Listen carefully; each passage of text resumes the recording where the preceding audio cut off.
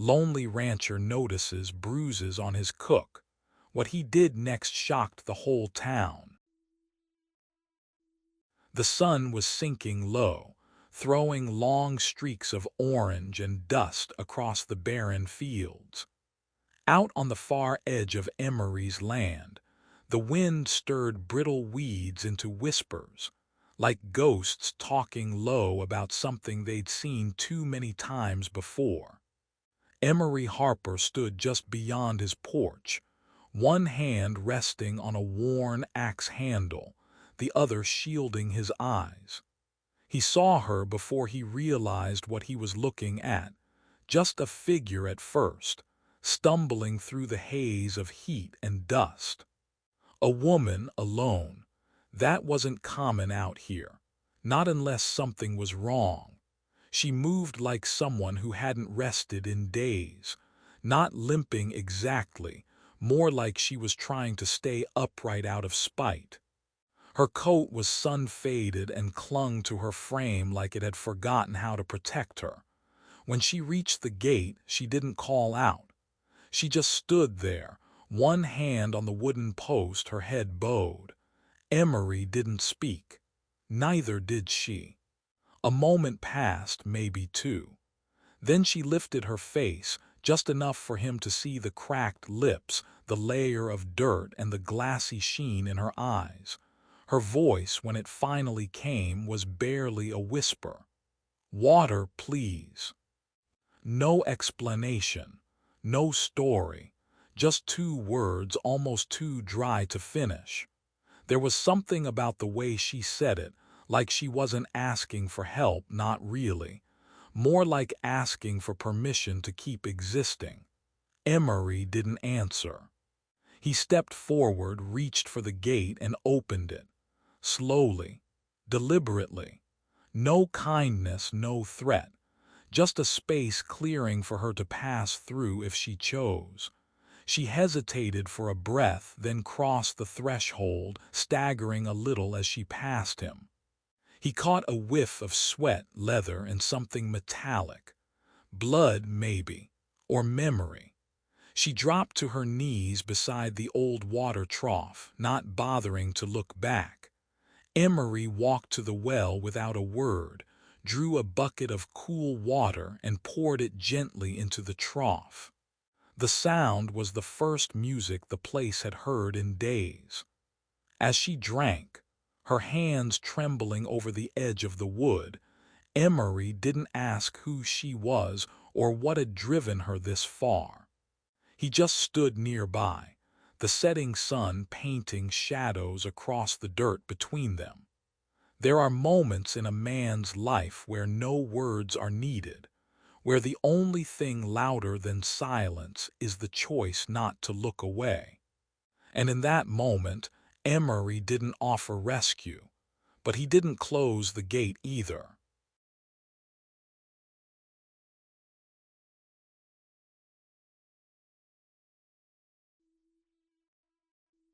She didn't say thank you that first night.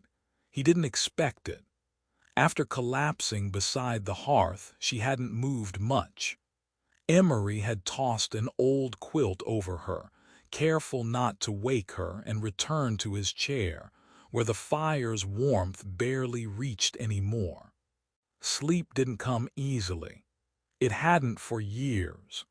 He just sat and listened, to the wind tugging at loose shutters, to the ticking of the clock that always ran a few minutes slow, and to the soft breathing of a stranger asleep in his home. By morning she wasn't there. Not gone, just moved. He found her in the kitchen, standing still in the pale light that filtered through the cracked window. The kettle was steaming. Two chipped mugs sat ready on the table. When he entered, she didn't turn around, but a plate appeared, slid gently across the wood. Scrambled eggs, half a biscuit, and a few slices of something he hadn't tasted in months, peach maybe, though it had long since come from a can. She didn't look at him. He didn't ask. He sat, picked up the fork, and ate. That was the first morning of what became a quiet rhythm neither of them named. He'd leave at dawn, tending to the cattle, hauling water, repairing the fence line that never held as well as it should. By dusk, he'd return dusty, sore, hands thick with old ache, and she'd be in the kitchen again. The meals were never elaborate but always enough, always warm, and always served with the same unspoken care. A folded napkin by his bowl, a glass placed precisely at the table's edge. She never lingered while he ate. She'd sit across from him only when he was halfway through, never sooner, and even then she ate with her head slightly bowed, like she was still unsure if she belonged in the room. They didn't talk, but silence in that house didn't feel like distance. It felt, agreed upon, like two people stranded in different corners of the same map, content not to explain how they'd arrived. Some evenings he'd catch her hands trembling as she poured water. Once, he noticed how her eyes traced the handle of the door, as if measuring the distance it would take to bolt if something changed. There was a knife tucked into her boot. He saw it once when she bent to pick up kindling, and he didn't comment, just the way she didn't ask why he never entered the room on the left side of the house, the one with the shut door, the one he passed every morning but never opened. Names came slowly. Days passed before she said hers, Ruth, without ceremony, just a simple offer during supper as she refilled his cup. No questions, no history. He nodded, said, Emery, as if she hadn't already figured that out from the envelope on the mantel. And still, they didn't ask more. There was a strange grace to the way they orbited each other, like stars in the same cold sky, never colliding but always visible. He noticed she folded his shirts tighter than before. She noticed he left an extra matchbox near the stove when the wind howled at night. Nothing spoken, nothing owed. One evening a storm rolled in, thunder low and tired. The kind that didn't scream, just grumbled like a memory coming back uninvited. Ruth lit a lantern before he asked. When the power blinked out, she lit another and placed it near his chair. She didn't say she was scared, but she sat closer than usual that night. He didn't say she could stay, but he didn't move away. Two solitudes, sharing soup and storms, learning how to exist without touching the past. And in that delicate space between what they couldn't say and what they no longer needed to, something like peace began to grow. Quiet, unnamed, but real. It started with the door, not the sound of it opening, but the sense that it had moved, even if just slightly. Emery noticed it one morning as he stepped out onto the porch. The latch, which always hung at an angle, was sitting flush. Straight, as if someone had tested it during the night and reset it, too careful, too precise. The wind didn't do things like that. He said nothing. Inside, Ruth was stirring a pot of beans. Her face looked thinner in the gray morning light. Her eyes were always alert now, but quieter than before. She flinched when the floorboards creaked behind her, even when it was just the dog shifting by the stove. That morning, she served Emery his plate without a word and sat near the window longer than usual, watching the line of trees just beyond the field. Later that day, Emery walked the perimeter of the ranch. The barbed wire stretched fine in most places, but near the north fence, where the brush was thick and the earth sank a little with moisture, he found something that didn't belong. Footprints. Fresh, not boot prints like his. These were wider, flatter, like someone wearing city shoes, something not meant for mud and manure. He crouched, touched the print with 2 fingers, still damp. The dog barked that night, low, unsettled. Not at the wind, not at the coyotes. They had their own rhythms. This was different, short bursts. A warning. Ruth was in the kitchen again, her back turned, but Emery saw the slight tremble in her shoulders when the dog barked a second time. She didn't ask what it was. He didn't offer. Instead, he rose, walked outside with the rifle slung low at his hip, and circled the house in darkness. The moon was high but hazy, veiled by drifting clouds. Every bush looked like a figure. Every shadow stretched longer than it should. He didn't see anyone, but the air had that heaviness to it, a tension that wrapped around his ribs like a belt pulled tight. In the barn the next morning, one of the hay bales had shifted. Not much, but enough for Emery to know he hadn't left it like that. Something or someone had been in there. The latch on the saddle box had been touched, too. Finger smudges in the dust, just the edges of prints, enough to unsettle, not enough to chase. That evening Ruth said very little, but after dinner, as she dried the dishes, she finally spoke. "He knows I'm here." Emery didn't ask who he was. He didn't need to. The way she said it, flat, resigned, told him everything. "Are you sure?" He asked, not because he doubted her, but because sometimes saying things aloud helped a person take the shape of them. Ruth nodded once.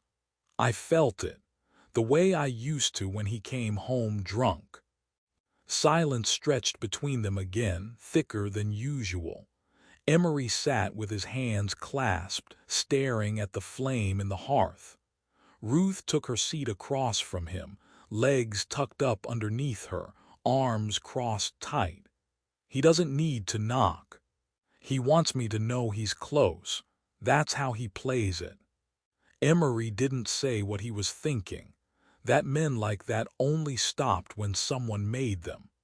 That some ghosts weren't content to haunt. They came back wearing flesh and spite, dragging old habits behind them like chains. Instead he stood, walked outside again. This time not with a gun, but with new nails, heavy gloves, and a coil of barbed wire. He spent the next hour tightening the fence, driving metal deeper into wood. When he came back in, his hands were bleeding. Ruth reached for the salve, but he shook his head. No need. Later that night, long after the lamps had gone out and only embers glowed in the hearth, Ruth lay awake. It appeared sometime before dawn. No sound had broken the night, no knocking, no footsteps that either of them could recall. And yet there it was, nailed right into the post at the edge of the front gate, where the dry road met the start of Emery's land. A jagged plank of wood, rough cut, its edges splintered and sun-bleached. The words carved into it were sharp, angry, and uneven, burned in by the weight of whatever blade had made them. The message wasn't long, but it said everything. "You're not worth dying for, Ruth." Ruth saw it first. She had stepped out to shake dust from the rag rug by the door and noticed how something new disrupted the usual symmetry of the fence. It took her a few seconds to process what she was looking at. She didn't scream. That part of her had long since quieted. But her hands went cold, her mouth dried, and her feet felt suddenly too far from her body. The last time she'd seen a message like that, it had been carved into the back wall of a shed. Same tone, same hand, different threat, same man. She didn't touch it, just walked back inside and stood in the kitchen until Emery turned from the sink and noticed her face. He didn't say anything. She didn't either.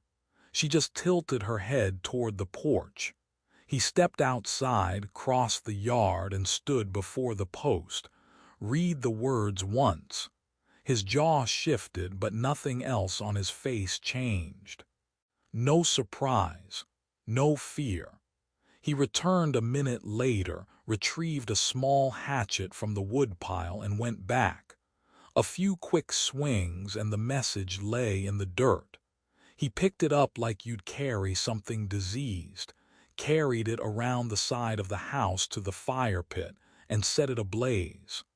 When Ruth followed, he was still standing there, arms crossed, watching the flames eat through the wood as if they could erase the intent behind them. "That wasn't for me," she said, her voice brittle. "No," Emery replied. "He knows I'm not alone now." Emery didn't answer that. He didn't need to. That afternoon, he didn't ride out to mend the west fence like he'd planned.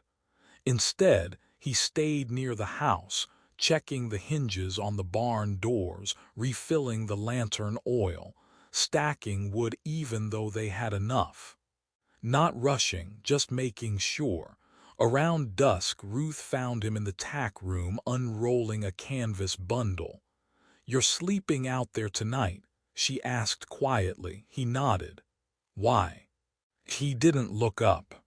Just finished unrolling the bundle, bedroll, blanket, a small pistol tucked between them. "Because I know how he thinks," he said, voice low. "He wants you scared enough to run. That's how he wins." She hesitated in the doorway, unsure whether to step in or walk away. "He won't stop," she said, not as a question. "I know. I don't want you hurt because of me." Emery paused, turned slowly to face her. "You're not the reason he's dangerous," he said. "He is." She didn't cry, but her eyes softened in that way that meant she might later, when the door was closed and no one could hear. That night he laid his bedroll out beneath the eaves, near the gate where the message had been. He sat for a while, lantern glowing at his side, rifle within reach, listening. Not just for footsteps, but for breathing, for movement, for the pause in wind that sometimes came before a decision. Inside the house, Ruth watched through the curtains. The lamp beside her flickered. She didn't sleep much. She knew what Luther was capable of, not just with fists but with fear. Fear was his favorite language. And now, Emery had entered the conversation without ever saying a word. In the silence of that prairie night, two things remained. There were men Emery had ridden with once, long ago, before the ranch and the silence. Before Ruth, before the years turned his back stiff and his hands slow. One of them had a scar that ran from temple to jaw, and one had lost 3 fingers on a cattle drive gone wrong. And then there was Daniel Carrick, the one with one eye and the patience of a stone. Carrick hadn't been seen in town for over a year. Folks said he'd gone up into the hills after his brother died. Others said he'd found a woman somewhere, or a cabin so far from the world that even God had to shout to be heard. But Emery knew better. Men like Carrick didn't vanish.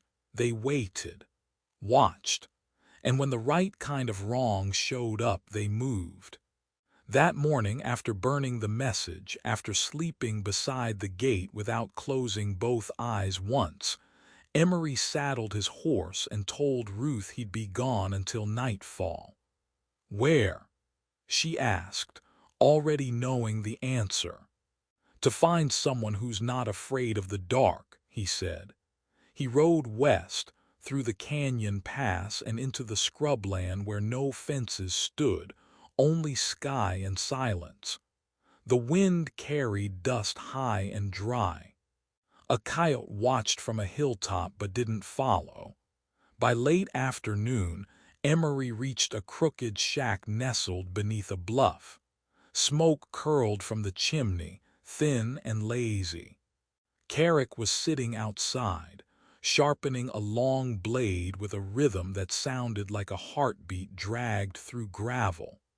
He didn't stand when Emery approached, just raised one brow over the eye he still had and said, "Took you longer than I thought."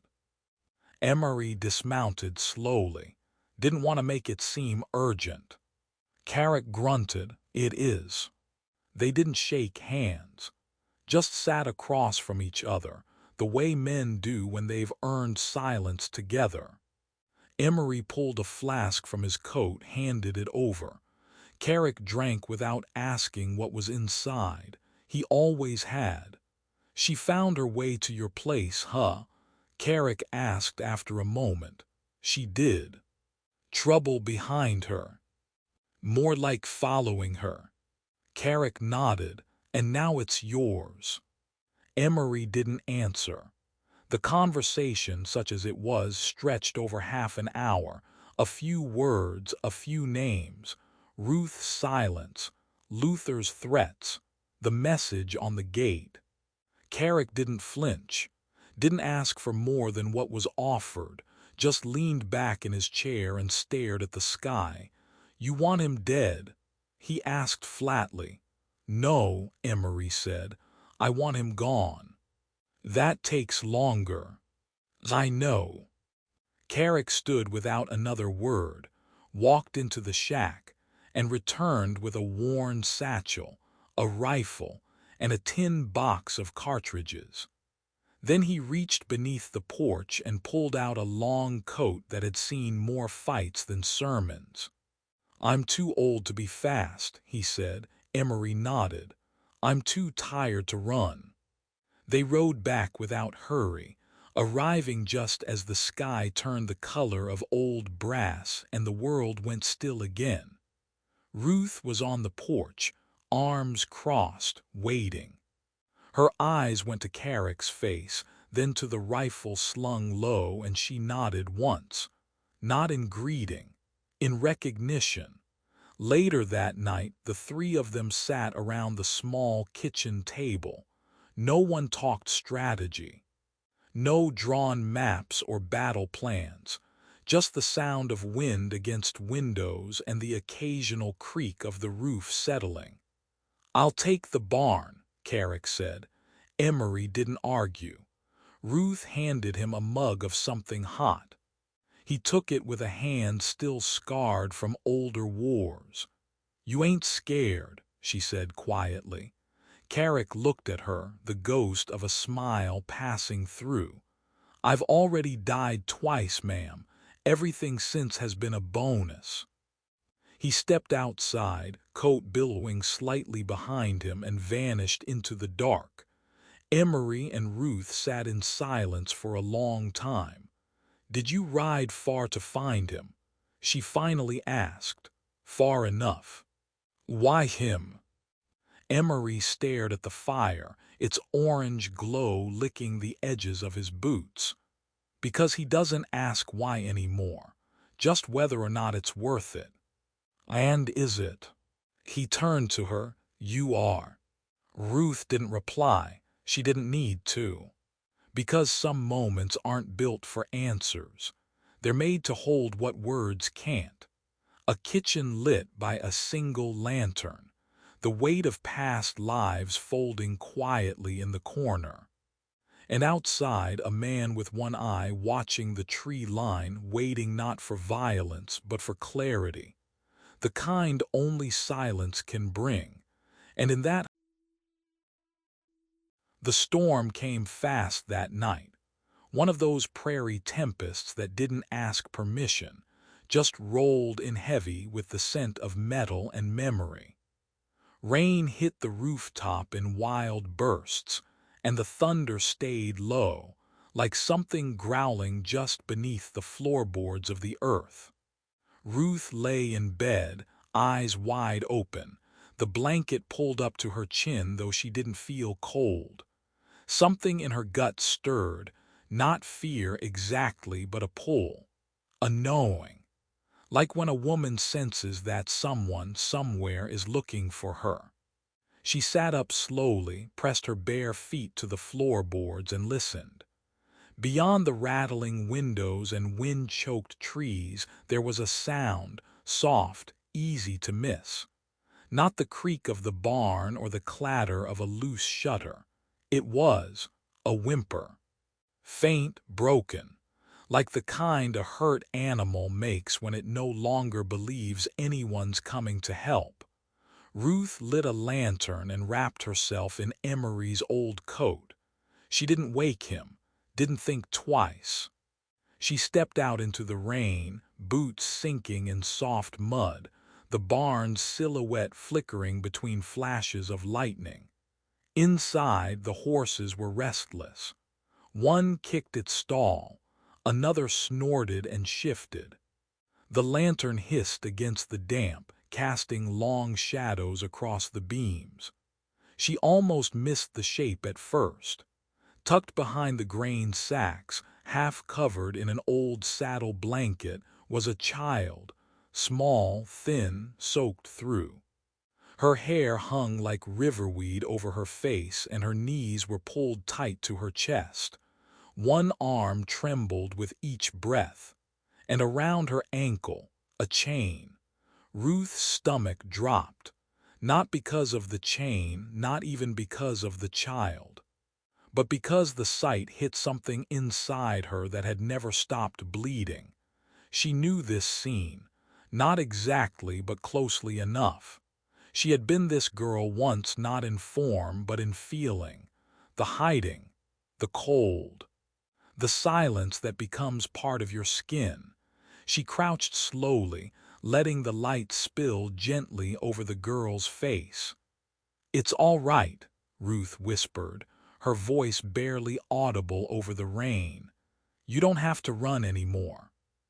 The girl flinched, eyes wide. Her mouth opened as if to cry out, but no sound came, just a breath, sharp, ragged. Ruth didn't reach for the chain, not yet. She reached for the girl's shoulder instead, placed her hand there, soft, steady. The child didn't move. "You're safe," Ruth said, and then repeated it, not as comfort but as fact. "You're safe." When she did reach for the chain, her fingers fumbled. Not because of the wet, but because of the shaking. She hadn't realized her hands were trembling. The lock was simple, rusted, barely functional. She broke it open with the blunt edge of the lantern base, and the chain fell like a dead snake into the hay. The girl didn't speak. She leaned forward and pressed her forehead to Ruth's collarbone and just stayed there. That's when Ruth cried, not loud, not shaking, just a soft, stunned release, tears sliding down her cheeks as she stared into the middle distance. She wasn't crying for the girl, not really. She was crying for a part of herself she'd buried so deep she didn't know it could still surface. For the version of Ruth who had once sat in a corner much like this one, praying that someone, anyone, would see her. She scooped the child into her arms, lighter than she should have been, bones sharp beneath skin. The girl didn't resist, didn't ask questions.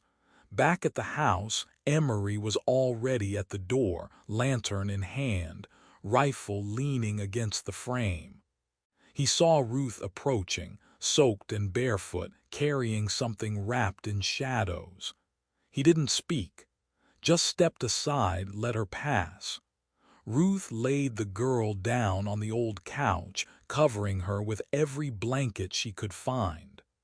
Emery moved quietly, stoking the fire, putting water on to boil.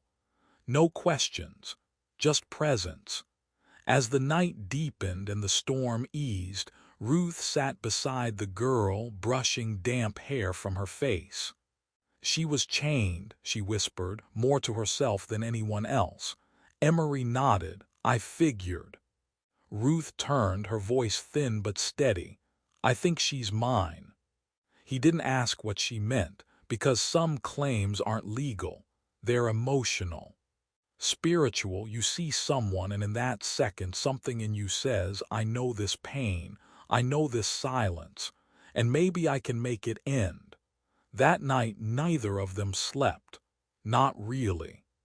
Ruth dozed beside the girl, hand resting gently on her back. Emery sat by the window, watching the road.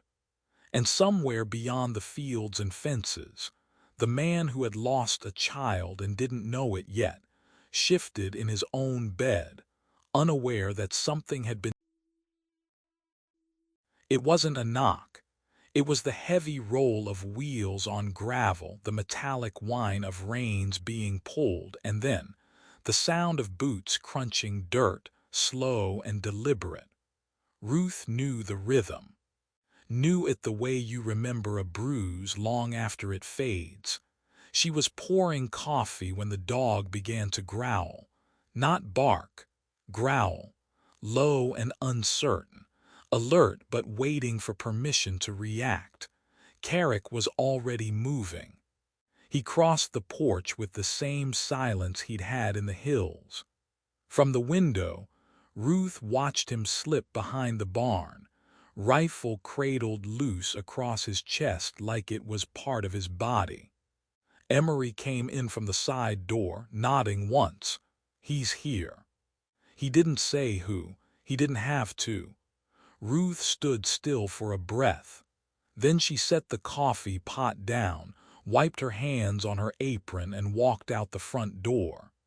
The sky was pale with early morning, clouds stretched like tired hands across the horizon. At the end of the path that led from the road to the porch stood Luther. His coat was cleaner than she remembered, his hair slicked back. Behind him a wagon sat idle, and on it 2 men, silent, watching. Not lawmen, hired muscle. The kind that didn't speak unless paid to. The kind who didn't ask questions. Ruth, Luther said, spreading his arms like a preacher offering redemption. You've made quite the fuss. She didn't answer. He took a step forward. I've come for what's mine. Ruth didn't flinch.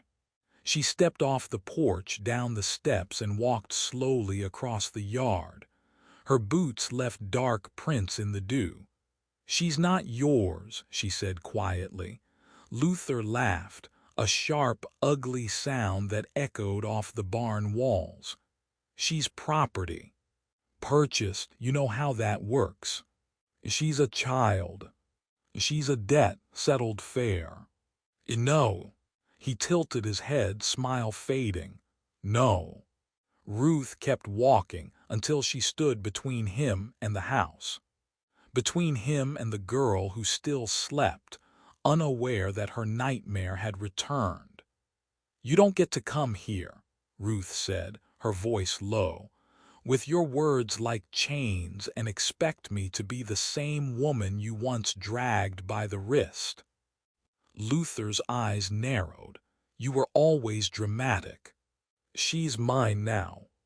It came out not like a shout, not like defiance, but as something final, like a gate being closed, a name being written in ink.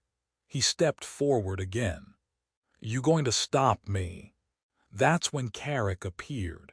He didn't say a word, just stepped out from the barn's shadow, rifle raised, barrel steady. Behind him, Emery emerged too, shotgun at his hip. Luther's men tensed, but only slightly. They'd seen this setup before. They knew when a job turned sideways. You think you can keep her? Luther spat. You think the law's going to let a woman like you play house with a stolen? She wasn't stolen, Ruth cut in. She was forgotten. That landed, not just with Luther, but with the land itself, with the birds that stopped singing, with the trees that swayed gently as if they'd been listening all along. "You think love makes you right," Luther hissed. "No," she said, "but it makes me ready." A beat, then another, and then Luther turned, spat into the dirt. Not worth the trouble. He walked back to the wagon, didn't look over his shoulder. The two men climbed up beside him. The wheels turned, dust rose, and soon they were gone. Ruth stood there for a while after. The silence that followed was heavy. Her name came on a morning of warm biscuits and wind chimes. It had been 2 weeks since the girl was found in the barn. 2 weeks since Ruth had slept with one hand always resting gently on a small back. 2 weeks since Emery had started whistling again, quietly under his breath when walking through the fields. The child had not spoken much, just nodded or pointed, watched everything. Eyes like soft marbles. Still too cautious to laugh, but sometimes her lips would twitch when the dog chased its tail or when Carrick told a joke without changing his face. They had tried calling her sweetheart and darlin', and she'd responded shyly. But she had no name, or at least none she would say. Ruth suspected she didn't remember it or had chosen to forget it. So one morning, as Ruth combed through the girl's tangled hair, she asked gently, "What name would you want if you could pick one?" The girl blinked. Ruth continued soft, "Something new, something just for you." The child thought for a long time, then pointed out the window toward the rose bush by the well, where the rain had left one bloom hanging on, soft and pink. "Rose," Ruth guessed. The girl nodded. Ruth smiled. "It's beautiful." A pause, then the girl whispered, "May." Ruth blinked. "May Rose." The girl nodded again, certain this time, the way only a child can be. That afternoon, Emery brought out an old chair from the barn. It was small, dusty, one leg cracked. "She'll need a proper place at the table," he said, running a hand over the wood. Ruth brought ribbons from a box she hadn't opened in years, yellow, faded, but still strong. She tied one into May's hair, humming a lullaby her mother used to sing. May didn't speak, but her hands began to move more. She found crayons in a drawer and scrap paper by the stove. And soon the drawings came. Simple at first, circles, trees, the dog. But one afternoon, Ruth found a paper on the table that made her sit down hard in the nearest chair. It was crude, uneven, but clear. 3 figures, one tall with a wide hat, one shorter with a dress and long hair, and in between them a small child with a yellow bow. They sat around a table, a plate on each side. A small dog underfoot. Above them a sun. In the corner May had scrawled something close to her name. Ruth called Emery in from the yard. He looked at the drawing for a long moment, didn't speak. Then he reached for a tack and pinned it to the wall above the stove. That evening, they sat just like the picture, 3 people and 1 dog, around a wooden table. May Rose giggled for the first time when the dog licked crumbs from her knee. Emery chuckled low, and Ruth let herself smile without reservation. It wasn't a family born of blood, but something deeper, a home drawn with crayons, a name chosen from flowers, and 3 hearts learning how to beat in rhythm with one another. Not every belonging is legal or written. Some are scribbled in quiet moments, taped to walls, and held in the stillness. The knock wasn't a knock at all. It was the crunch of gravel, boots too many for casual callers, the whinny of horses tied too far from the hitching post, and the hush that always preceded things breaking. Ruth felt it first, a chill in the room though the fire burned steady.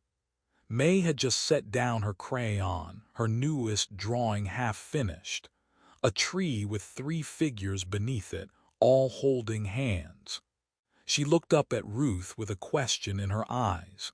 Ruth didn't answer. Outside, Emery stood up from his chair on the porch and glanced toward the main gate. Carrick appeared from the barn's shadow like a warning. He'd been oiling his rifle all morning. Now it rested quietly in his lap. The men rode in slowly, 4 of them, their hats too stiff, their eyes too sharp. One held a rolled paper in his gloved hand, white against the dark leather. The other 3 carried pistols at their hips, not concealed. When they reached the porch, the man with the paper dismounted and tipped his hat. "Morning," he said, voice flat. "Looking for a girl." Emery didn't answer, just poured more water into the kettle resting on the coals. The man unfurled the paper. "Got a bill of sale here, signed, sealed for 1 child, female, age unknown, marked property of Luther Gaines." Inside, May stiffened. Her hands gripped the table's edge. The word property seemed to take the air out of the room. Ruth moved without thinking, stepping to the doorway, not blocking it, just present. The man continued, "We ain't looking for trouble. Just to collect what's been deemed legally owned." Carrick cleared his throat, not loud, just enough. "You boys carry law in ink," he said. "I carry it in aim." The man didn't flinch. "The law says." Emery finally looked up. "I don't care." The man blinked. "What?" "I said," Emery repeated, "I don't care what the law says. That girl's not leaving. She was bought. She was abandoned. She was claimed. She was saved." A long silence followed. Then the man folded the paper neatly, tucked it back into his coat. "I ain't here to argue." He signaled the others. The first one stepped off his horse, hand drifting to his belt. Carrick cocked his rifle. The man paused. And that's when the shot rang out, not from Carrick, not from Emery, but from the house. Ruth stood at the doorway, a small pistol in both hands, barrel smoking. She hadn't aimed at a man. She'd fired into the dirt. A warning, a message. "She's mine now," Ruth said, voice like iron wrapped in grief. Behind her May stood, watching, silent, but her eyes burned, not with fear, with something older, deeper, recognition, because she'd seen this before, not these men. But this moment, the moment when people came not to ask who you are, but to declare what they think you're worth. Only this time, someone had answered before she could. This time, someone had fired before silence could win again. The men didn't speak as they mounted back up. No threats, no goodbyes, just the sound of leaving. And when the dust settled, Ruth turned, arms trembling. The pistol dropped to the floor with a thud. May walked to her and did something she hadn't done before. She took Ruth's hand and held on. In the quiet that followed, Emery poured a new pot of tea. "Long morning," he said, and Ruth nodded, but May didn't speak. She just stared out the window, at the road now empty, at the world that had once claimed to own her. And in her silence, there was something stronger than sound. The envelope came folded once, no return address, no seal.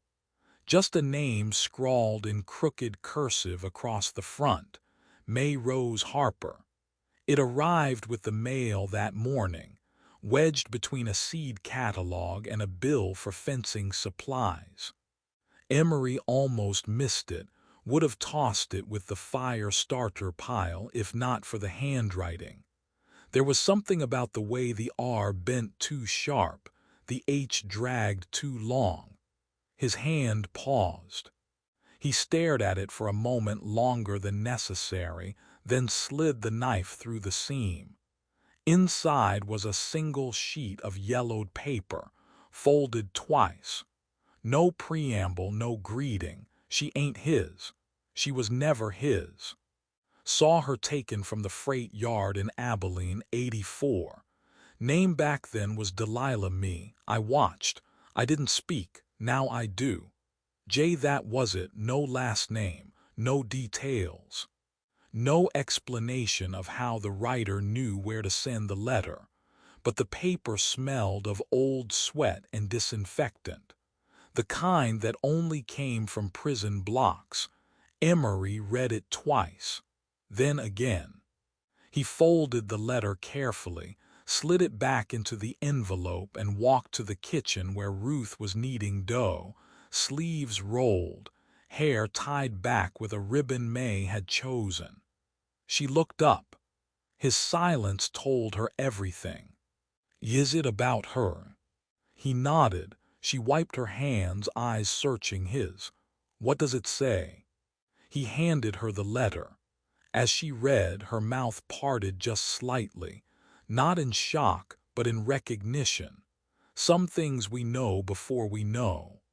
Some truths live under our skin, waiting to be called out. She has a real name, Ruth said softly. Delilah Me. It seems so. And Luther, he wasn't. No. Ruth sat slowly, letter pressed to her chest. Emery didn't sit. He just stood there like a man realizing a weight he'd been carrying wasn't his to begin with. Who's Jay? Ruth asked. Don't know, but he knew enough, and he waited long enough. They let the silence settle. Later that evening, Ruth read the letter aloud to May, slowly, gently. The girl listened without moving, then asked almost inaudibly, So, who am I? Ruth knelt in front of her, brushed a curl behind her ear. You're whoever you choose to be, but now you know where you started. May thought for a long while, then she nodded. May Rose, she said, still. Ruth smiled, still. Because sometimes the name we choose says more about us than the name we were given. That night Emery sat by the fire and turned the letter over again. On the back, faint and almost missed, was a smudge of graphite like a half-erased note. He held it to the light. Barely visible were two words, Forgive me. He didn't tell Ruth. Didn't say how the handwriting reminded him of a man he once knew, a ranch hand with a limp and a habit of humming when nervous. A man who'd vanished years ago. A man who had once watched a child be taken and done nothing. Some truths arrive late, but they still arrive. And when they do, they don't demand justice or anger. They ask only to be seen, to be held, and if possible, to be understood. Because the knock this time was soft, hesitant, like someone unsure if they still had the right to ask for something. Ruth looked up from the sink where she was washing greens. May was coloring again at the table, head bent low, tongue peeking between her teeth the way she did when concentrating. Emery was outside, oiling the porch rail.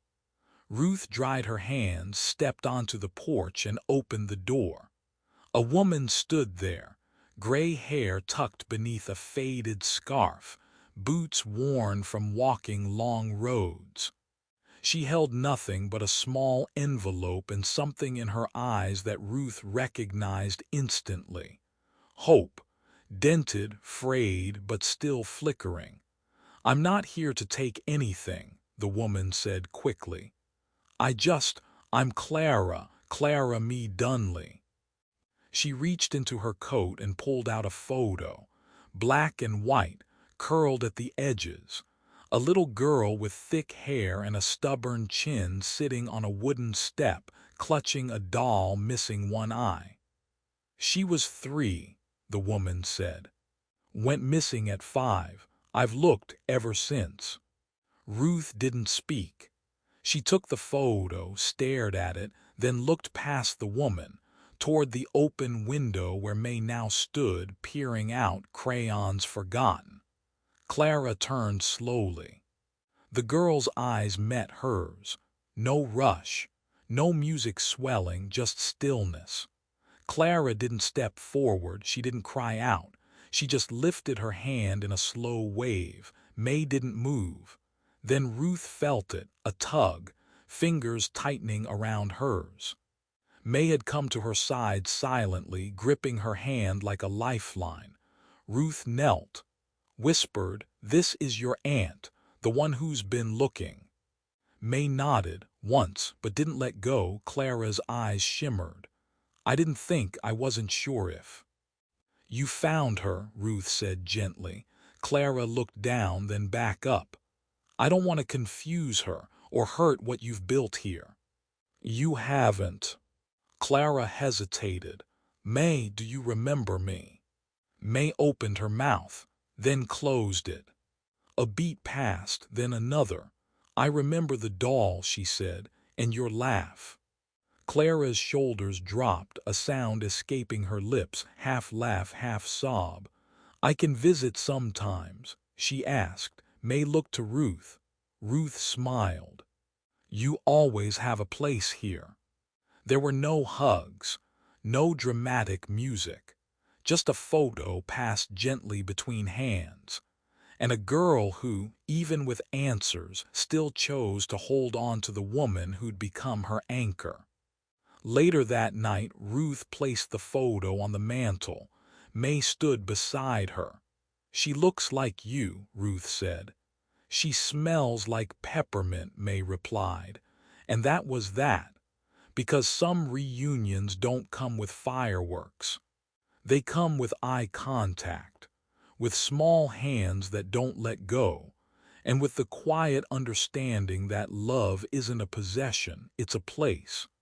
A place two people can stand in, side by side, and say without speaking.